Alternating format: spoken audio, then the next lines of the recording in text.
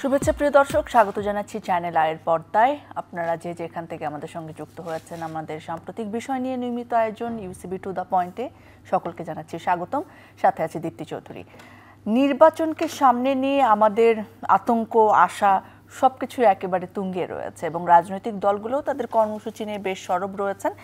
বর্তমানে যে বিষয়টি আলোচনা এবং সমালোচনা বলেন কিংবা ভবিষ্যৎ কর্মপরিকল্পনা নির্ধারণে রাজনৈতিক দলগুলোর আলোচনার কেন্দ্রে রয়েছে সেটি হচ্ছে পিআর নিয়ে এবং জুলাই সনদের বাস্তবায়ন নিয়ে যে আন্দোলনের ঘোষণা দিয়েছে ইসলামিক দলগুলো এবং 4টি দল যুগপৎ আন্দোলনের ঘোষণা দিয়েছে। সেখানে রয়েছে নির্বাচনের আগেই সাংবিধানিক সংস্কার কার্যকর করার মাধ্যমে জুলাই সনদের পূর্ণাঙ্গ বাস্তবায়নের দাবি। জামায়াতে ইসলামী, চরমোনাই পীরের নেতৃত্বাধীন ইসলামী আন্দোলন সহ 4টি দল এখানে রয়েছে। পাশাপাশি যে বৈঠক তারা করেছিলেন সেই যুগপৎ কর্মসূচির বৈঠকে এনসিপি, এবি পার্টি ও গণ অধিকার পরিষদ এই 3টি দলও ছিল। তবে ভোটের আগে সনদের পূর্ণাঙ্গ বাস্তবায়ন, নির্বাচনের লেভেল প্লেয়িং ফিল্ড, জাতীয় পার্টি সহ আওয়ামী লীগের সহযোগী দলগুলোর কার্যক্রম নিষিদ্ধের দাবিতে তারা একমত হলেও উভয় কক্ষে পিআর নিয়ে তারা একমত নন। তারা শুধু এক কক্ষে পিআর চান এবং ডানপন্থী ট্যাগ এড়াতে এনসিপি এবং এবি পার্টি এখনো এই আন্দোলনে যাচ্ছেন না। তবে তফসিল ঘোষণার পরে তারা সমঝোতায় যাওয়ার কথা ভাববেন।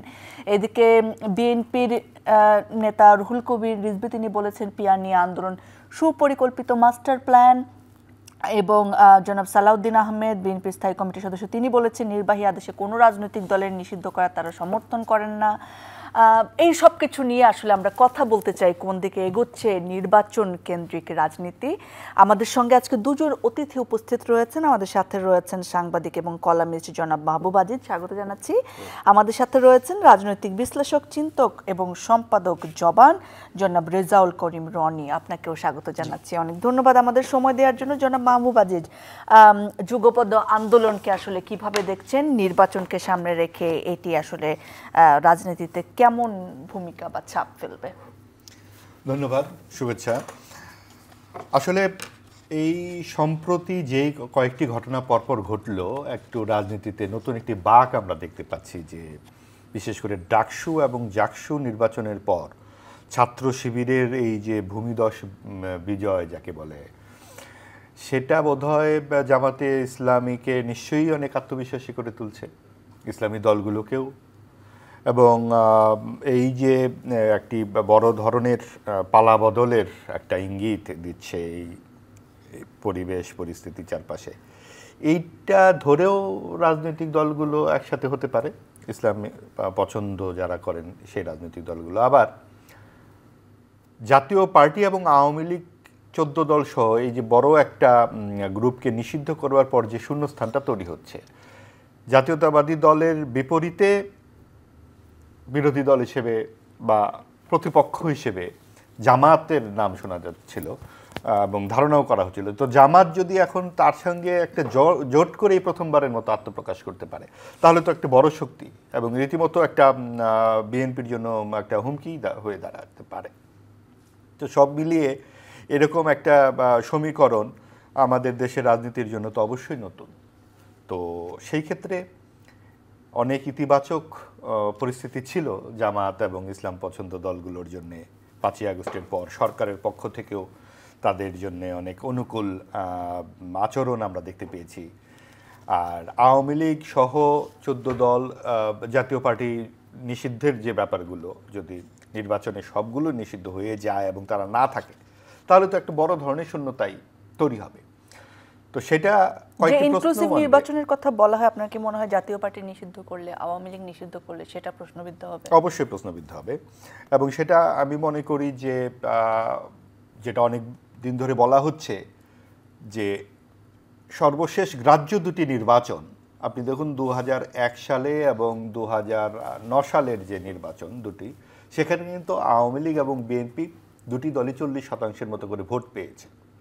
তো সেই ভোট যদি কমেও, নিশ্চয়ই কমেছে, আওয়ামী লীগের যেই দুরাচার করেছে, স্বৈরাচারী আচরণ করেছে বা গণহত্যা চালিয়েছে, নিশ্চয়ই কমেছে এবং সেটা তার নেতৃত্ব করেছে। তাদের যে বিপুল ভোটার তারা কিন্তু এই গণহত্যায় যুক্ত হয়নি।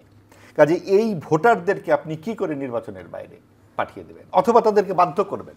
যে তুমি জামাত ইসলামকে ভোট দাও অথবা বিএনপিকে ভোট দাও অথবা অমুককে ভোট দাও, এটা কিন্তু আপনি বাধ্য করতে পারেন না। অনেকে তো প্রজন্ম পরম্পরা এই দলের সমর্থক। কাজেই এই বিষয়গুলো আসলে ঐক্যমত্য কমিশনে যে সমস্ত কথা বলা হচ্ছে, গণহত্যা আগে আর করে নাই, তাই না? আগে তো গণহত্যা তো প্রতিদিন হয় না, গণহত্যা এর আগে জামায়াত এরপরে তো নিশ্চয়ই একেবারে ওদের মানে ভোটার যারা রয়েছেন অনেক কমে যাবে বলে মনে করেন না? না, নিশ্চয়ই না। কারণ হচ্ছে যে গণহত্যা যদি আপনার যেই পরিমাণে হয়েছে, জামাত তো একটা ৭১-এর গণহত্যার সঙ্গে যুক্ত ছিল এবং এটার জন্য অনেক কিছুই আন্দোলন হয়েছে, অনেক কথাবার্তা হচ্ছে, এটা নিয়ে ক্ষমা প্রার্থনা পর্যন্ত অনেকবার জানা গেছে, এটা নিয়ে বিহিত হয়নি। তো সেই জামাত কি করে ভোট পাচ্ছে, তাদের ছাত্র সংগঠন কি করে ভোট পাচ্ছে?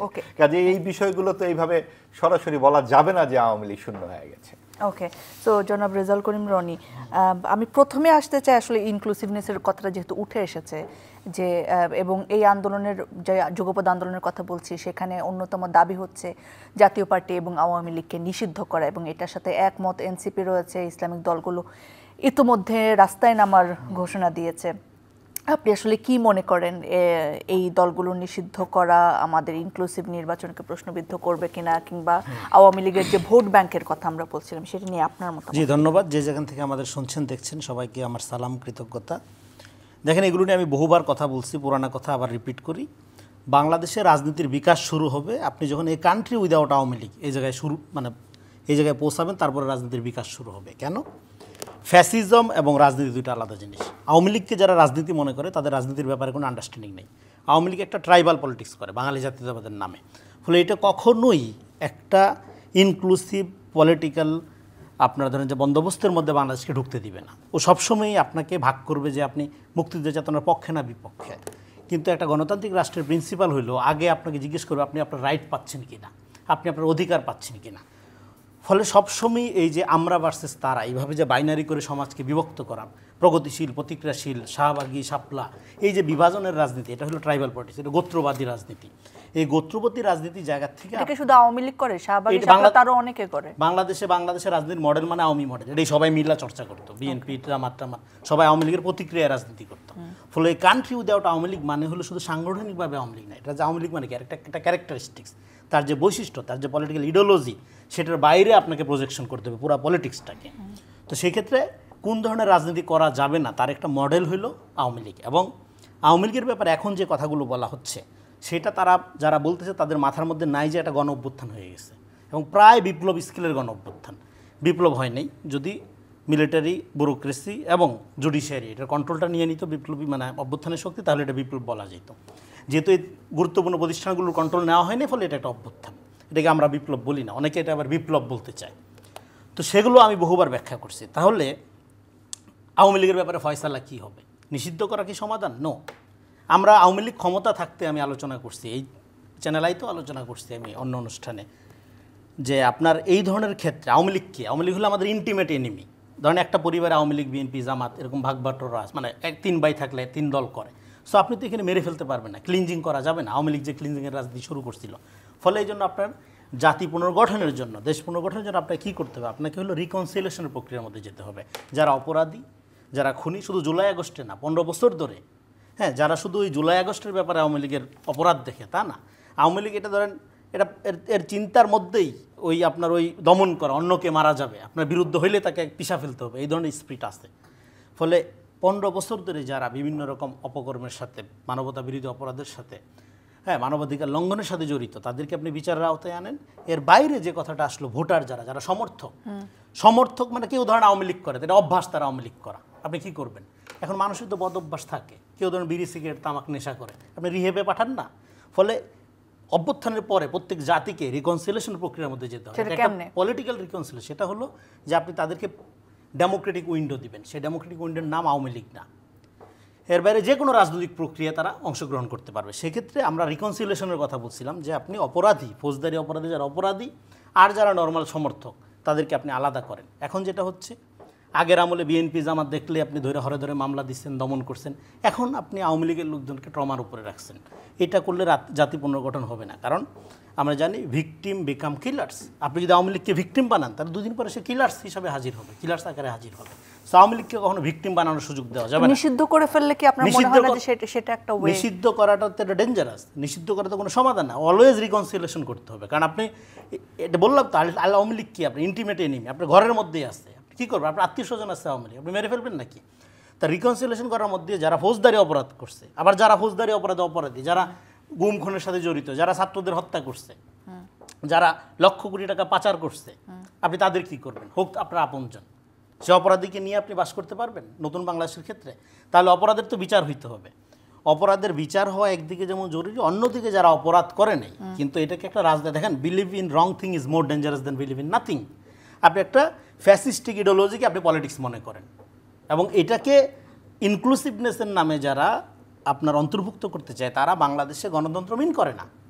গণতন্ত্র মিন করতে আপনাকে অবশ্যই রিকনসিলিয়েশন প্রক্রিয়ার মধ্যে যেতে হবে, অপরাধীদেরকে আলাদা বিচার, এবং যারা নর্মাল সমর্থক তাদেরকে সাধারণ। আপনি নিষিদ্ধ করার পক্ষে না? আমি নিষিদ্ধ করার পক্ষে না, আমি রিকনসিলিয়েশন করার পক্ষে। এটা আমি আওয়ামী লীগ ক্ষমতা থেকে যখন। তাহলে এই দাবিতে আন্দোলনকে আপনি কেমনে দেখতেছেন? কোন আন্দোলনটা? এই যে যুগপৎ আন্দোলন হচ্ছে নিষিদ্ধের দাবিতে, এবং এনসিপি এর সাথে একমত, এবি পার্টি একমত। নিষিদ্ধের দাবিতে আওয়ামী লীগ কি নিষিদ্ধ করা হয়েছে? এখন না, কার্যক্রম স্থগিত, বিচার চলতেছে। তাহলে আপনার যারা ফ্যাসিবাদ বা ফ্যাসিবাদের দোসর বা সহযোগী, আপনারা যাই বলেন, তাদেরকে আপনি বিচারিক প্রক্রিয়ার মধ্য দিয়ে নিয়ে আসবেন। বিচার করতে হবে, নিষিদ্ধ করা তো কোনো সমাধান না। আপনি বিচারটা করেন, বিচার করার মধ্য দিয়ে জনগণ রায় দিবে, তার ব্যাপারে ফয়সালা কি হবে। হ্যাঁ, কিন্তু আপনি নির্বাহী আদেশে, যেটা আপনার বিএনপির সালাউদ্দিন সাহেব যেটা বললেন, ডেফিনেটলি আপনি, এটা তো একটা চিন্তা, এটা তো একটা ইডিওলজি, এটা সমাজে এটাকে ডিআওয়ামীকরণ করতে হবে। ধরেন কলোনির শাসনের পরে আপনি কি করেন? আপনি নিউ কলোনিয়াল, পোস্ট কলোনিয়াল, আপনি অ্যান্টি কলোনিয়াল মুভমেন্ট শুরু করেন না? তো আওয়ামী লীগ আপনার সবকিছু ধ্বংস করে দিচ্ছে। তাহলে সেরকম আপনার ডিআওয়ামীকরণ করতে হবে। ডিআওয়ামীকরণ প্রক্রিয়া সমাজে চালু করতে হবে। আমি আবার আসবো জনাব মাহবুব আজিজ। এই যে আন্দোলন হচ্ছে, পিআর বলেন, নিষিদ্ধকরণ বলেন, এরকম নানা, এই আলোচনাগুলো নিয়ে একটু কথা বলি, যেহেতু যেটা হলো সেটা নিয়ে। আচ্ছা, ঠিক আছে। উনি বলছেন যে আওয়ামী মুক্ত করতে হবে, এবং উনি যেই বিষয়গুলো বললেন, ব্যাপারগুলো প্রায় অধিকাংশ আমি বুঝতে পেরেছি, এবং আমি একমত যে আওয়ামী লীগ অবশ্যই নিষ্ঠুর আচরণ করেছে, অগণতান্ত্রিক আচরণ করেছে, স্বৈরাচারী আচরণ করেছে। নেতৃত্ব যারা এই কাজগুলো করেছে তাদেরকে অবশ্যই বিচারের আওতায় আনতে হবে, এবং সেটাকে উনি বলছেন যে আওয়ামী লীগ ট্রাইবাল রাজনীতি করেছেন। জামাত কি করেছিল? তাহলে সেইটার কি হবে? এবং শুধু 15 বছরের হত্যা নিয়ে কথা হচ্ছে। রাজনৈতিক হত্যা কোন কোন সাল থেকে হয়েছে আমাদের এখানে? 21শে আগস্ট নিয়ে কি হবে? 2004 সালের যেই ঘটনাটি, সেটার কি হবে? অর্থাৎ আমাদের এখানে রাজনৈতিক হত্যাকাণ্ড আজকে নতুন তো নয়, এই 50 বছর ধরেই তো কিছু করে নাই বলতেছে। নতুন করেছে, অবশ্যই করেছে, অনেক বেশি করেছে। 1500 মানুষ তারা ইয়েতে। আওয়ামী লীগ নিয়ে আমি কোনোভাবেই আওয়ামী লীগকে আমি পক্ষপাতিত্ব করছি না, যে আওয়ামী লীগকে আপনি ছেড়ে দেন, আওয়ামী লীগকে আপনি যুক্ত করুন, তা কিন্তু আমি বলছি না। আমি বলছি আপনি এক দাঁড়ি পাল্লায় আসেন। আপনি যখন বলবেন না আপনাকে বাধ্য করতে হবে, আপনি আওয়ামী লীগ ভোট দিতে পারবেন না, আমি আপনাকে 5টি দল দিলাম, এই আওয়ামী লীগ ছাড়া 5টি, আমি সেইটার পক্ষে নয়। যখন আওয়ামী লীগ এই একক নির্বাচন করেছে সর্বশেষ 3টি ছলচাতুরি, তখন কিন্তু আমরা লিখেছি যে বাকিদের কথা শোনা হবে না। তখনও আমরা ইনক্লুসিভ নির্বাচনের কথা বলেছি, এখনও বলছি। তখন আমাদেরকে জামাত বিএনপি বলা হতো, এখন আমাদেরকে ফ্যাসিবাদী দোসর বলা হচ্ছে বা হবে। তার মানে তখন যা বলা হয়েছিল এখনও তাই, সেই জোর। এখনও উনিই বললেন যে আওয়ামী লীগের লোকদেরকে হরে ধরে মামলা দেওয়া হচ্ছে। 12 বছর বা 15 বছর বিএনপির লোকজন আইনের রাস্তায় হাঁটাহাঁটি করেছে, তাদেরকে দৌড়ের উপরে রেখেছে। এখন আগামী 15 বছর আওয়ামী লীগের লোকদেরকে এইভাবে দৌড়ের উপরে রাখবে। কাজে এই যে সমাজে পাল্টাপাল্টি একটা অবস্থান, আমি আসলে আমার বিরুদ্ধে বললেই আপনি ফ্যাসিস্ট, আপনার কথা শোনা যাবে না, আপনাকে ছাড়া গণতন্ত্র হবে, আপনাকে এটা মানতেই হবে। অথবা নতুন একটা যেই শুরু হয়েছে মব সন্ত্রাস, এই মব সন্ত্রাসকে আমরা কোথাও দেখেছি? লাশ তুলে পুড়িয়ে মেরে ফেলা, এগুলো আমরা দেখেছি? এবং এই যেইভাবে এইরকম আমরা দেখি নাই, কখনোই এইভাবে দেখি নাই। গত 1 বছরে মব সন্ত্রাস নামে যেটা হচ্ছে, কখনোই না, বাংলাদেশে কোনোদিন এরকম হয় নাই। কাজেই এখন যে পরিস্থিতি দাঁড়াচ্ছে, এখানে এটা সরকারের দৃঢ়তার অভাবের কারণে হচ্ছে, এবং সরকার এক একটা জিনিস এক এক পাল্লায় মাপছে বলে। আপনি যখন একটা বাড়ি ভেঙে যাচ্ছে, যেই বাড়ির সঙ্গে আমাদের দেশের গণতান্ত্রিক আন্দোলন ঐতিহ্যের সম্পর্ক, আপনি 2 দিন ধরে বাড়ি ভাঙা হচ্ছে বুলডোজার দিয়ে, আপনি সরকার থেকে কিছু বলছেন না, আবার অন্য সময় বলছেন যে এটা আমরা রক্ষা করব, এটা এই জিনিসগুলো আমাদের। তার মানে আপনার যেই মুক্তিযুদ্ধের স্মারক, মুক্তিযুদ্ধের যে ভাস্কর্যগুলো ভাঙা হলো, বাংলাদেশে কখন মুক্তিযুদ্ধের ভাস্কর্য এভাবে ভাঙা হয়েছে? বিএনপি যখন ক্ষমতা এসছে তখনও কি ভাঙা হয়েছে? তাহলে এগুলো কি নতুন নয়?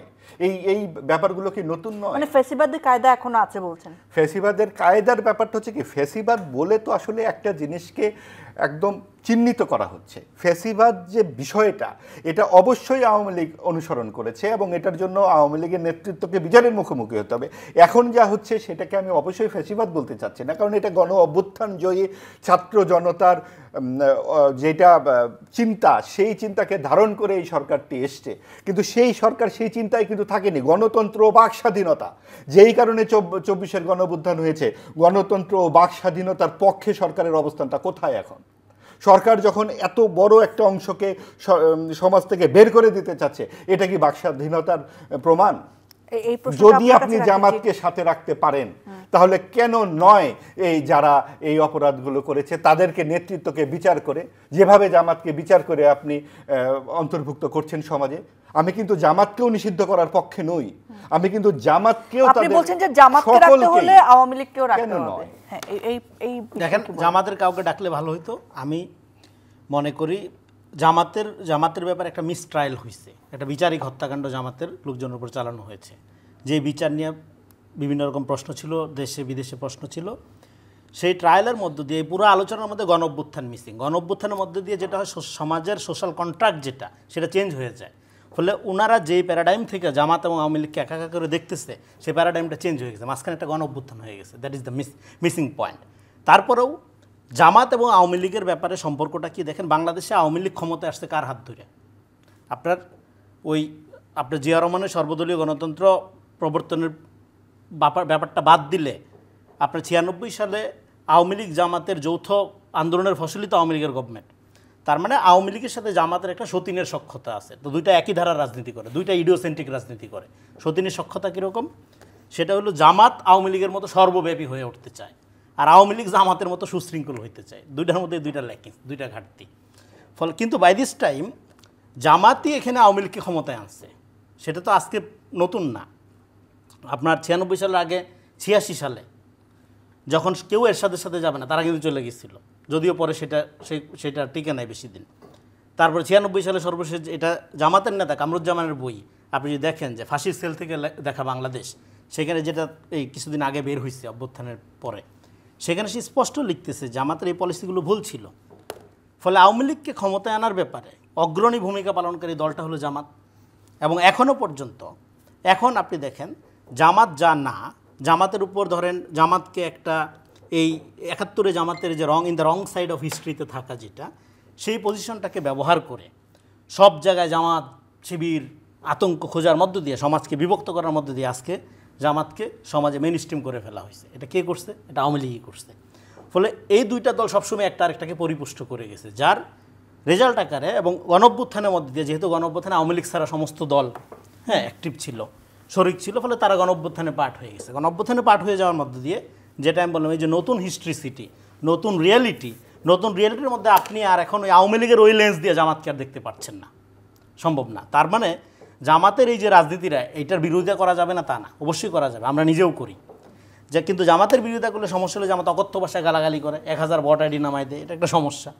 দেখুন জামাত এখন 5 তারিখের পর, অভ্যুত্থানের পরে জামাতের রাজনীতি জামাত চেঞ্জ করার চেষ্টা করছে। আমি দুইটা দিক থেকে এই আলোচনাটা বোঝার চেষ্টা করতে চাই। একটা হলো জামাতের যে পলিটিক্যাল ইসলাম, যেটাকে মডারেট ইসলাম বলে, সেই মডারেট ইসলাম থেকে তারা পোস্ট ইসলামিজমের দিকে যাত্রা শুরু করছে। পোস্ট ইসলামিজমে যেটা হয় সেটা হলো আসিফ বায়াত, বিখ্যাত ইরানিয়ান আমেরিকান ফিলোসফার, তার একটা 90 দশকে এটা নিয়ে কাজ করছে তারা। একটা লম্বা আলোচনা শর্ট করে করি। পোস্ট ইসলামিজম করে কি, ইসলামটা রাখে কিন্তু এটার একটা সেকুলারাইজেশন ঘটায়। দেখবেন ঢাকা বিশ্ববিদ্যালয় শিবির, কিন্তু শিবির নামে জিতে নেই, ঐক্যবদ্ধ শিক্ষার্থী পরিষদ, কিন্তু সেখানে ধরেন সে সামনে আনতেছে একটা ইনক্লুসিভ জায়গা, নারীদেরকে দেখবেন যে কীভাবে সামনে আনতেছে, হ্যাঁ, সেখানে তার পর্দার বিধান নিয়ে কিন্তু সমস্যা নেই। এই যে সেকুলারাইজেশন অফ ইসলাম, এইটা হলো পোস্ট ইসলামিজমের একটা নোশন করার মধ্য দিয়ে এইবার তাকে রাজাকার ট্যাগ দিয়ে আপনি এতদিন অত্যাচার করছেন, ইয়ে করছেন, হ্যাঁ, ফলে যে ছেলেটা তাকে ধরেন রাজাকারের পক্ষেই ভোট দিল, ভোট দিয়ে ধরেন নির্বাচিত করলো, সে সকালবেলা ঘুম থেকে উঠে রায়ের বাজারে যে হাজির হয়ে গেছে, তার মানে সে কিন্তু মুক্তিযুদ্ধের চেতনার রাজনীতি করতেছে। আবার তার মানে পোস্ট ইসলামিজমের এই নোশনটা দুই দিক থেকে তারা করতেছে, একটা হলো ইসলামের একটা সেকুলারেশন ঘটাচ্ছে, আর হলো সেকুলার ফিল্ড যেটা আপনি ইনট্যাক্ট রাখতেছেন, সেই সেকুলার ফিল্ডের যে ইমোশন এটাকে সে গ্র্যাপস করতেছে। রনি ভাই, সেটা বিশ্লেষণ সেই জায়গায় না গিয়ে আমার প্রশ্নটা খুব স্পেসিফিক ছিল যে মানে যদি জামাত মানে গণহত্যার মানে দোষর হয়ে যদি রাজনীতি করতে পারে, ভোটে আসতে পারে, গণহত্যার দোষর, সেই গণহত্যার দোষরকে আপনি তো পলিটিক্যালি ব্যবহার করছেন 96 সালে করে ক্ষমতায় আসছে আওয়ামী লীগ, তারপরে তাকে একটা জুডিশিয়াল কিলিংয়ের মধ্য দিয়ে আপনি ফেলছেন, যে জুডিশিয়াল কিলিং নিয়ে দেশে বিদেশে আপত্তি ছিল। স্কাইপ কেলেঙ্কারির কথা কে না জানে। আপনার সেই জুডিশিয়াল কিলিংটা আপনি না করতেন, তাকে প্রপারলি বিচার করতেন, ফলে আওয়ামী লীগ জামাতের ব্যাপারে যে ট্রিটমেন্টটা দিছে এখন প্রকৃতির কি নির্মম পরিহাস, আওয়ামী লীগের ব্যাপারে সেই ট্রিটমেন্টের দিকেই এই এস্টাবলিশমেন্ট যাচ্ছে। কেন যাচ্ছে? ডেফিনেটলি কেন যাচ্ছে? কারণ এই আমরা এখন যে অবস্থার মধ্যে আছি এটাকে আমি বলি লেট ফ্যাসিজম। কেন? Fascism without Sheikh Hasina. পুরা কাঠামোটা একই রকম রয়ে গেছে। এখনও কেন গায়েবী মামলা হবে? এখনও কেন আদালতে একটা আসামি, সে যত জঘন্যই হোক, তার মানবাধিকার রক্ষা করা হবে না? কারণ এগুলো আওয়ামী লীগের আমলে মাহমুদুর রহমানকে রক্তাক্ত করা হয়েছে, এখনো আপনার আদালতে একজন আসামিকে ডিম মারা হচ্ছে, লাথি মারা হচ্ছে। একই কথাই বলছি।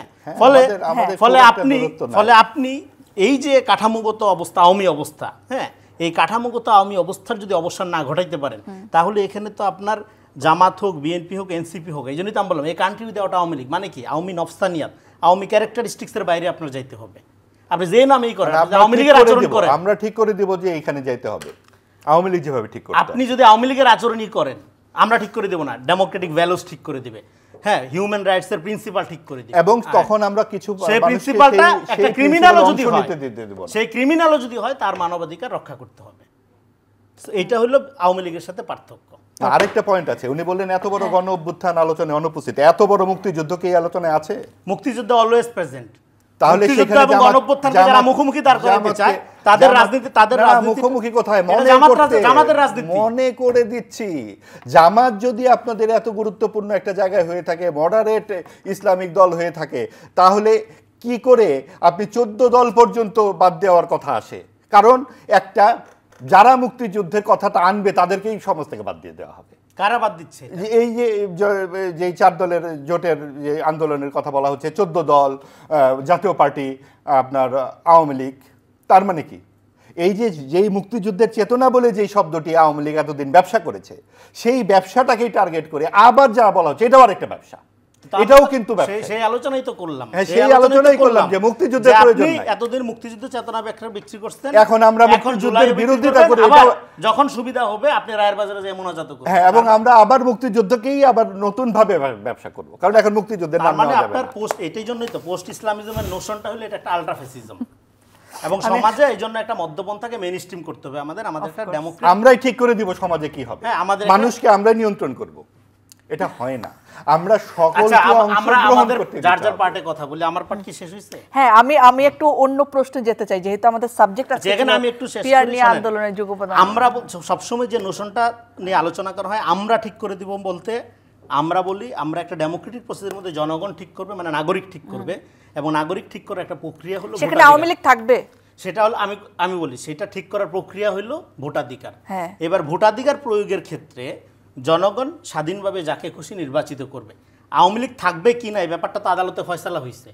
তার বিচারিক কার্যক্রম শেষ না হওয়া পর্যন্ত, বিচার শেষ না হওয়ার তার কার্যক্রম স্থগিত, নিষিদ্ধ। এটা তো নির্বাহী আদেশে না, এটা বিচারিক কার্যক্রম। নির্বাহী আদেশের বিরুদ্ধে তো আমরা বলতেছি। এখন আওয়ামী লীগের কার্যক্রম যে স্থগিত আছে, এটা কেন স্থগিত আছে? তার বিচার চলতেছে, বিচার না শেষ হওয়া পর্যন্ত আপনি তার কার্যক্রম চলবে না, সে তো নিষিদ্ধ না। ফলে আমরা বলতেছি কোনো কার্যক্রমই নির্বাহী আদর্শে কোনো দলেরই নিষিদ্ধ করা যাবে না। আপনি বিচারিক প্রক্রিয়া এবং সংগঠন হিসাবে বিচারের জন্য বিধান আছে। যদি আপনার দেশে না থাকে, এটা আপনার নোরেম্বাল আপনার বিচারে যান, সেখানে যেমন আপনি মুসলিম, তাইলে তো এখন এটা নিয়ে আন্দোলনের নামাতে তো একটা মানে অস্থিরতা তৈরি বলে মনে হয়। কিছু নাই, আপনার হিটলারের যে সংগঠন সংগঠন হিসাবে তার বিচার করছে না? ধরেন আওয়ামী লীগ এই যে গণহত্যা, অন্যগুলো বাদ দিলাম, এই যে গণহত্যার সিদ্ধান্তটা, গণহত্যার এই প্রক্রিয়ার সাথে কি শুধু শেখ হাসিনা আওয়ামী লীগের নেতৃত্ব জড়িত, নাকি এটা তার সাংগঠনিক সিদ্ধান্ত? রনি ভাই আপনি আমাকে বলেন যে আপনি আমার কথার উত্তর দেন আগে। এটা সাংগঠনিক সিদ্ধান্ত না? তার অঙ্গ সংগঠনকে আহ্বান জানানো হয় নাই? ছাত্র জনতা কেউ বিরোধিতাও করে নাই? হ্যাঁ, তাহলে সংগঠন হিসেবে আওয়ামী লীগের বিচারের বিধান তো আপনার আনতে হবে। বিচার ধরেন হলো এবং বিচারের পরে ধরেন নিষিদ্ধ হইলো, কিন্তু আন্দোলন এটা নিয়ে বিচারের পরে নিষিদ্ধ হওয়ার তো ব্যাপার না। নিষিদ্ধ বিচার যদি আপনি করেন তাহলে নিষিদ্ধের প্রশ্ন আসতেছে কেন? বিচার করার পরে যেটা থাকে সেটা যদি জনগণ রিস্টোর করে, যদি মনে করে জনগণ এই রাজনীতি করবে, করবে। বাট বিচারও আপনি করবেন, আবার নিষিদ্ধের কথা বললেন, দূরের দরকার নাই তো। ওই যে বারবার যে উনি যে কথাটা মেনুবারিং করতেছে যে আমরা ঠিক করে দেব, আমরা ঠিক করব না, জনগণ ঠিক করবে। আমরা যেটা করব আমরা ইনসাফ, ওনারাই ঠিক করবেন জনগণ কারা। না না, এই আমরা ঠিক করে দিবেন জনগণ কারা। জনগণ কেউ না, জনগণ একটা মেটাফর। সেটাই, ওই 30% জনগণ বলে কিছু নাই, একটা মেটাফর। কারণ আমি মনে করি আমার সমর্থক জনগণ, আপনি মনে করেন আপনারা যারা সমর্থক তারা জনগণ, উনি মনে করেন মুক্তিযুদ্ধের জাতীয় যারা তারা জনগণ, বলে জনগণ বলে কিছু নাই। আচ্ছা আমি হ্যাঁ আপনি অনেকক্ষণ বললেন, কিন্তু আমি আসলে ক্লিয়ার জায়গায় আসতে পারছি না বলে বারবার আমি সময় দিচ্ছি। সেটা হচ্ছে তাহলে এনসিপি সহ যারা নিষিদ্ধ চায় তাদের বেলায় কি মানে ব্যাপারটা? এটা এনসিপির ব্যাপার, এটা এনসিপির লোকজনকে জিজ্ঞেস করতে হবে। আমি তো এনসিপির রাজনীতি করি। ওকে, আই গট ইট। বিশ্লেষক হিসেবে মানে আমি বলি বারবার আমরা বলছেন তো, দ্যাটস ওয়াই। জি বলেন বলেন, আপনি আমাকে প্রশ্নটা করেন, কারণ আমি বিশ্লেষক হিসেবে বলতে চাই কেন এনসিপি জামাত চায় এরা নিষিদ্ধ হোক। কারণ তাদের ধারণা ফাঁকা মাঠে গোলটা তারা দিতে পারবে। কারণ এত বড় রাজনৈতিক দলের সাথে তো তারা কি কয় দিনের রাজনৈতিক নেতা, তারা এই যে ভোটগুলো যাবে কোথায়? প্রত্যেকেই মনে করতেছে যে আমরা এই স্টেক সমাজের একটা বড় অংশ যদি অনুপস্থিত থাকে আমাদের জন্য সুবিধা হয়, এবং বিএনপিও কেন কথা বলছে না, প্রধান প্রতিদ্বন্দ্বী আমাদের না থাকলে আরো সুবিধা হয়। কাজে এই যে জায়গাটা আইন আদালতেই তো সব ফয়সালা হয়, ফয়সালা হয়েই তো বেগম খালেদা জিয়াকে 8-10 বছর জেল খাটতে হলো। কাজে আমাদের আইন আদালত যে কি সুন্দর ফয়সালা করে আমরা সকলেই জানি। আবার কোন কোন সময়ে রাজনৈতিক ভাবে নেতাদেরকে কি ফয়সালা দেওয়া হয় আমরা আর আস্থা হারাতে চাই না। আসলে আমরা খুবই আস্থাশীল, এবং আমরা দেখেছি যে আমাদেরকে কি করে আমাদের বড় বড় নেতাদেরকে ভোটের বাইরে রাখা হয়েছে। গত 3 টার্মে আওয়ামী লীগ যা যা করেছে এখন হুবহু আওয়ামী লীগের উপরে তাই করা হচ্ছে। এটাই হয়তো উনি যেটা বললেন নিয়তির পরিহাস। তো এই নিয়তির পরিহাস থেকে আমরা বেরিয়ে আসতে চাই, যে সমাজে অন্তর্ভুক্তমূলক সমাজ যদি আমরা বানাতে চাই, সকলকে সেখানে অংশগ্রহণ করে, চোর ডাকাত বদমাশ সবাইকে থাকবে, যার যার শাস্তি সে পাবে। ফৌজদারি আইনের মধ্যে যা যা শাস্তি হবে এবং তারপরে তাদেরকে আনতে হবে। সেটা মুক্তিযুদ্ধে তাদেরকেও সেই শাস্তির আওতায় আসতে হবে। এসেছে তো তাদের তো না, সে খণ্ডিত শাস্তি হয়েছে, চূড়ান্ত শাস্তি সেটা নিয়ে বহুত কথা আছে। ওইটা কি রকম ট্রাইব্যুনাল তৈরি হয়েছিল, ট্রাইব্যুনাল নিয়ে কথাবার্তা আছে। এটা আওয়ামী লীগ এক দেশদর্শী বিচার করেছে, সেগুলো নিয়ে অনেক কথা আছে। তো সেই ব্যাপারগুলো, ক্ষমা প্রার্থনার বিষয়টি এখনো ক্ষমা প্রার্থনা পাকিস্তান করেনি। এখনো আমাদের সম্পত্তি নিয়ে ভাগ বাটোয়ারা, মানে আওয়ামী লীগের বিচারের প্রশ্ন আসলেই জামাতের বিচারের প্রশ্ন আনতে হবে না, তা কেন? আপনি যদি এখন আওয়ামী লীগ সম্পর্কে এতগুলো কথা বলেন, গণহত্যা করেছে, ঠিক আছে, আমরা মেনে নিচ্ছি প্রত্যেকেই, কেন মানব না? আমাদের চোখের সামনে ঘটনা ঘটেছে, কেন সেইটা আপনারা ভুলে যাবেন? 54 বছর হয়েছে দেখে কোন বাড়িটিতে মুক্তিযুদ্ধ নখর দেয়নি, এবং সেইখান থেকেই তো এত কিছু ঘটলো, এবং সেই জিনিসগুলো আমরা ভুলে যাব? আচ্ছা, বারবার একই জায়গায় ঘুরপাক না খেয়ে আমি আপনাকে বলি একটুখানি, যে আপনি বলছেন যে বিএনপিও চুপ করে আছে কারণ তারাও তাদের বড় প্রতিদ্বন্দ্বীকে আসতে দিতে চায় না, কিন্তু অনেক বিশ্লেষক আপনাদের মতো তারাও মনে করছেন যে বিএনপিকে চাপে রাখতে আসলে জামাত এই যুগপৎ আন্দোলন নামিয়েছে। বিএনপিকে চাপে রাখার কাজটা কি? বিএনপির সাথে তাদেরকে, বিএনপি কি ক্ষমতায় চলে গেছে? বিএনপি যেভাবে নির্বাচন চায় তার উল্টাটা যাচ্ছে। অবশ্যই তারা সেভাবে চাইবে না, কারণ বিএনপির যে ভোট তাদের তো সেই ভোট না। তারা যদি আনুপাতিক হারের ভোটটা দাবি আদায় করতে পারে তাহলে তো সংসদে তারা সহজে যেতে পারে। আর জনাব রুহুল কবির রিজভী যেমন বলছেন যে পিআর নিয়ে আন্দোলন সুপরিকল্পিত মাস্টার প্ল্যান, আপনি কি মনে করেন যে এটা সুপরিকল্পিত মাস্টার প্ল্যান? যেই রাজনৈতিক দল তার অবস্থান থেকে তো খেলতে চাইবেই, এবং জামাত যেটা চাইছে আমি তো এটাকে কোনো নেতিবাচকভাবে দেখতে চাইছি না। তারা তো আনুপাতিক হারে চাচ্ছে, কারণ তাদের ভোট বিএনপির তুলনায় এখন পর্যন্ত আমরা যেটা জানি রাজ্য নির্বাচনগুলোর অবশ্যই অনেক কম। এনসিপির সারওয়ার তো বলছেন সংবিধান বদলাতে না দিলে আবারও গণ অভ্যুত্থান ঘটবে। হ্যাঁ, বেশ ভালো, তারা তো তাদের অবস্থান থেকে সেটা বলেছেনই, কারণ তারা একটা তাদের যেই দাবি দেওয়া সেটা তারা তাদের মতো করে বলেছেন। এবং এই বিষয়গুলো যা দাঁড়াচ্ছে সব কিছু মিলে যদি মনে হয় যে এই নির্বাচন যদি পিছিয়ে যায়, যারা যেই অবস্থানে আছেন তাদের অনেকের জন্য তো সুবিধা হয়। যারা অনির্বাচিতভাবে আছেন, যত কিছু বলেন না কেন, একটা শেষ পর্যন্ত সরকারের মদত আছে এখানে। সরকারের মদত হয়তো নাই, আমি তো জানি না, কিন্তু সরকারের দৃঢ়তা আমরা দেখতে পাবো আগামী এই 5 মাসের নির্বাচনের। ডক্টর ইউনূস বলেছেন আলাদিনের দৈত্য উপস্থিত হয়ে যাবে, কারণ একটি দৈত্য আছে সেইটা নির্বাচন করে দেবে। তবে এই দৈত্যকে এখন ঘুমিয়ে আছে কিনা সেটা নিয়ে প্রশ্ন, কারণ দৈত্যটাকে তো এখন সুশাসনের কাজে লাগানো যায়, এখন জবাবদিহিতার কাজে লাগানো যায়। এই যে মব সন্ত্রাস হচ্ছে তখন দৈত্য কোথায় থাকে? কোথাও আমরা দৈত্য দেখি না। হঠাৎ করে সকালবেলা নির্বাচনের দিন দৈত্য চলে আসবে, এটা জানি কেমন একটা স্বপ্নের কথা মনে হয়। দৈত্যকে এখনো একটু কাজে লাগানো যেতে পারে। আমরাও সেটাই চাই। রেজাল করিম রনি ভাই, শেষ প্রশ্ন, হয়তো আমরা অনেকক্ষণ কথা বলেছি আসলে, সেটা হচ্ছে যে যখন জাকসুতে শিবিরের একটা মানে ভূমিধস বিজয়, যেটা ছাত্রদলের নেতা বলছিলেন যে আমাদের হবে, সেটা আসলে শিবিরের বেলায় হলো এবং একটা আসনেও ছাত্রদল পেল না, তখন আসলে নড়াচড়ে বসলো বিএনপির কেন্দ্রীয় বড় বড় নেতারা এবং তারা বললেন যে আওয়ামী লীগের ভোট নিয়ে শিবির জয়যুক্ত হয়েছে। এখন জামাত যখন একেবারে আওয়ামী লীগের নিষিদ্ধই হইতে চায় এবং বিএনপি যখন বলে যে নিষিদ্ধের দরকার নেই, তখন আসলে আওয়ামী লীগের ভোটটা কারা নিজেদের কোটরে টানতে চায় বলে মনে করেন, বা এই সুবিধাটা কারা নিতে চায়? দেখেন, এখানে পিআর নিয়ে যে আলোচনাটা হচ্ছে, পিআরের আলোচনাটা ফর্মুলাটার ক্ষেত্রে অনেক, এবং এই গভর্নমেন্ট না থাকলে সুবিধা হয় কার? এই গভর্নমেন্টের বিরুদ্ধে আওয়ামী লীগ, ইন্ডিয়া সবাই তো। এবং পিআরের প্রক্রিয়াটা প্রথমত যেভাবে এখানে তারা আনছে, কোন দেশের ইন্ধনে আনছে এটা আমরা সবাই জানি। কোন দেশের বলেন, আজকে আপনি কয়েকটা পত্রিকা দেখবেন যেটা স্টোরি করছে, নিউজ করছে যে এখানে আপনার ভারতীয় এজেন্ডা নিয়ে মাঠে নামছে জামাত। এখন ভারত বিরোধী ভারতীয় রাজনীতি আমরা দেখছি, আওয়ামী বিরোধী আওয়ামী রাজনীতি আমরা দেখছি। তো ফলে এখানে আপনার একটা ডেমোক্রেটিক ট্রানজিশনের মধ্যে কিছু কেওয়াজ থাকে, সেই কেওয়াজের বাইরে একটা হলো দলীয় স্বার্থ, আরেকটা হলো জাতীয় স্বার্থ। আপনি এখন আপনার রাজনৈতিক দল হিসেবে আপনার যে ভোট, যেই অবস্থা, সেটাকে আপনি মেনে না নিয়ে যে কোনো মূল্যে ক্ষমতায় নিজের আধিপত্য বিস্তার করার জন্য আপনি যদি বিভিন্ন ফর্মুলা নিয়ে আসেন, যেখানে দীর্ঘদিন যাবৎ মানুষ ভোটাধিকার বঞ্চিত, একটা নির্বাচন হওয়া জরুরি যেখানে মানুষ ভোট দিয়ে তার প্রতিনিধি নির্বাচন করবে, কিন্তু সেখানে আপনি এমন কতগুলো পদ্ধতির কথা বলছেন যেটা এই মুহূর্তে বাংলাদেশে ফিজিবল না। টাইটানিক জাহাজ আপনি নামাইতে চান ধরেন, খুব ভালো কথা, পিআর খুব ভালো জিনিস, কিন্তু সেটা তো বুড়িগঙ্গা নদীতে চলার মতো না। আপনি পিআর করতে চান, ভালো কথা, আপনি আপনার ম্যানিফেস্টোতে দেন, জনগণকে বলেন, জনগণ যদি অ্যাকসেপ্ট করে আপনি পরবর্তী সময়ে যখন আপনি এই ম্যান্ডেট নিয়ে আসবেন আপনি আপনার মতো করে করেন এটা। তো তা না করে এখন আমরা একটা এক্সট্রা কনস্টিটিউশনাল টাইমের মধ্যে আছি, এখানে একটা পুনর্গঠন প্রক্রিয়ার মধ্যে আমরা আছি। এই পুনর্গঠন প্রক্রিয়ার মধ্যে আমাদের প্রথম কাজ হলো জাতীয় স্বার্থের আলোকে রাজনীতি করা, নট দলীয় স্বার্থের আলোকে। তো ফলে আপনারা 5 তারিখের পরে যেখানে 100% বিরোধিতার আর রাজনীতি করার কোনো সুযোগ নাই, যেখানে আপনার রাজনীতি করুন কে কত ভালো পলিসি জনগণকে অফার করতে পারেন তার আলোকে, সেখানে আপনারা এখন যে মাঠে নামতেছেন আন্দোলন করতে, তো আওয়ামী লীগ যখন ক্ষমতায় ছিল আবার এট দ্য সেম টাইম আন্দোলন করছে না মাঠে, দেখছেন না আপনারা? তো এখন ক্ষমতায় কারা আছে? এখন ক্ষমতায় একা জামাত নাই, সর্বদলীয় সরকার, কিন্তু খুবই গুরুত্বপূর্ণ অংশে মানে রাষ্ট্রীয় কাঠামোর জামাত কি নাই? জামাত তো আছে। তাহলে আপনি ক্ষমতার অংশে থেকে আপনি কিভাবে আন্দোলনে নামেন?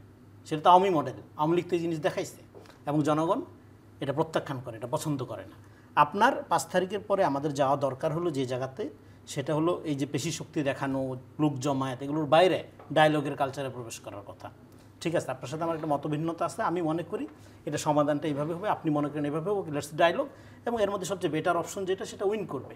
তো তা না করে আপনারা নিজেদের স্বার্থের আলোকে সব কিছুকে রিজনিং করার জন্য, সেটাকে যৌক্তিক করার জন্য পেশি শক্তি দেখানো, লোকবল দেখানো, এই যে নিজেদের জনগণকে, নিজেদের সমর্থকদেরকে জনগণ আমাদের সাথে আছে বলে চালিয়ে দেওয়া, এই রাজনীতিটা 5 তারিখের পরে এই জেনারেশন আর দেখতে চায় না। এই জেনারেশন একটা নাগরিক ভিত্তিক রাষ্ট্র দেখতে চায়, জনগণ ভিত্তিক না। আমরা প্রচুর জনগণের কথা শুনছি, হ্যাঁ, জনগণ এইটা একেবারে ছোট করে নাগরিক ভিত্তিক রাষ্ট্রের বৈশিষ্ট্য কি? নাগরিক ভিত্তিক রাষ্ট্রের বৈশিষ্ট্য হলো আপনি কি বিশ্বাস করেন, আপনার কি ইডিওলজি, এটা গুরুত্বপূর্ণ না। গুরুত্বপূর্ণ হলো আপনার রাষ্ট্র আপনার অধিকার নিশ্চিত করছে কিনা, আপনার নাগরিক অধিকার দিচ্ছে কিনা। লাস্ট প্রশ্ন, এই যে আন্দোলন তো শুরু করছে, আপনারা আমার কথা শুনে তার আন্দোলনটা বন্ধ হয়ে যাবে না, সেটার কোনো প্রভাব পড়বে মনে করছেন নির্বাচনে? আবার অন্য দল রাস্তায় নামে কিনা, এই আন্দোলন বড় হয় কিনা, নির্বাচন পেছানোর কোনো সম্ভাবনা? এখানে পলিটিক্সে এই আন্দোলনে যারা নামতেছে তারা অলরেডি ব্যাকফুটে থেকে নামতেছে। কারণ আমি বললাম যে আপনি ক্ষমতার অংশীদার থাকা অবস্থায় আন্দোলন করে, এটা জনগণ ভালোভাবে নেয় না। এটা লোক দেখানো আন্দোলন, লোক দেখানো আন্দোলন ক্রেডিবিলিটি নষ্ট করবে দিন। ওকে, অনেক ধন্যবাদ আপনারা দুজনকে। প্রিয় দর্শক, কথা বললে আসলে আরও কথা বলার উৎস তৈরি হয়, কিন্তু সময় আমাদেরকে বেঁধে দেওয়া হয়, সেই জন্যই আজকে বিদায় নিচ্ছি। আবারও কথা বলতে হাজির হব আপনাদের সকলের সামনে। সুস্থ থাকুন, ভালো থাকুন।